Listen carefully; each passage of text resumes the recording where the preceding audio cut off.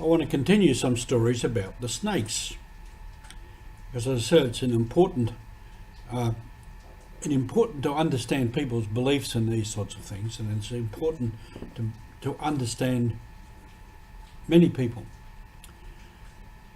This is Roger from MSC Mission Office, so you're with Mission Alive. That same area where I met the youth and they were carrying the school supplies in that area, I think sometime earlier when I was younger and I was fairly new to the work of the parish and the work of the mission there, I was up in that outstation in a little house, built of rough bush materials with an iron roof and with a small light, maybe just a kerosene lamp or something. And in the school there was a young teacher from another area, along the Papuan coast, but another area where they have lots of snakes and lots of sorcerers. So he came over just to say hello and to chat and tell stories, and we had a cup of coffee. And it turns out he was from the sorcerer clan. In the place where he came from, they had 4 clans. There was the chieftain clan, the sorcerer clan, the warrior clan, and what we call the knife man, and they were the ones who did the cutting of the pig in the feast, all important parts. So he was from the sorcerer clan, but he said, I don't really know much about sorcery because I was in school, then I was away at high school, then I was away at teachers college, and I've been posted to other places, so I haven't spent a lot of time at home. But he told me a story about sorcerers and snakes. In fact, he told me stories about lots of things that night, and I think that night I didn't sleep very well. Anyway, the story about the sorcerers was, as I said, the belief of the people is a sorcerer can turn himself into a snake, bite the person intended to die, disappear, and then turn himself back in his own self.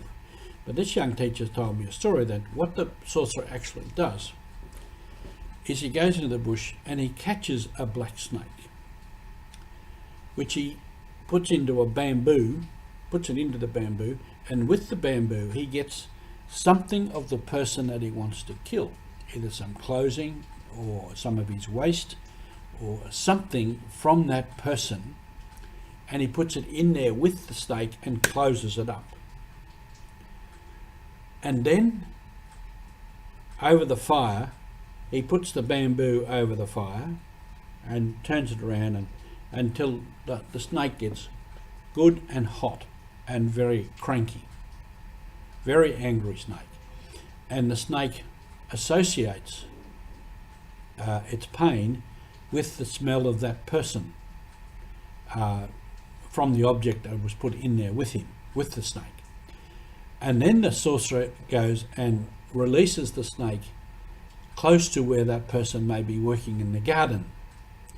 So the snake goes directly to the person, bites the person, and the chances are the person will die. This is how it works. But many people don't know that, don't understand it. So it's a technique of killing people.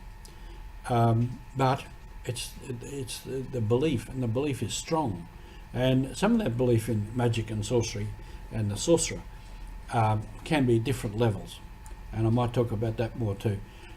Some of it is psychosomatic, so that the sorcerer looks hard at a person, particularly in the night, in the firelight, that person will get a fright and believe that the sorcerers put magic on them and that they will get sick or they will die, or both. So there's a powerful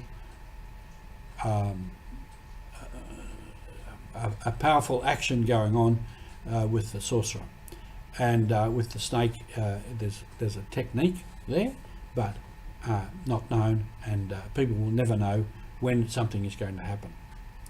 So again, we seek to understand people, and it's not only in remote places like that, in customs and practices that might be a little bit exotic to Australia, but the person down the road, the person in your own family, the person that is different. We need to seek to understand these people and accept them as they are. That's part of being on mission. Thank you for being with us.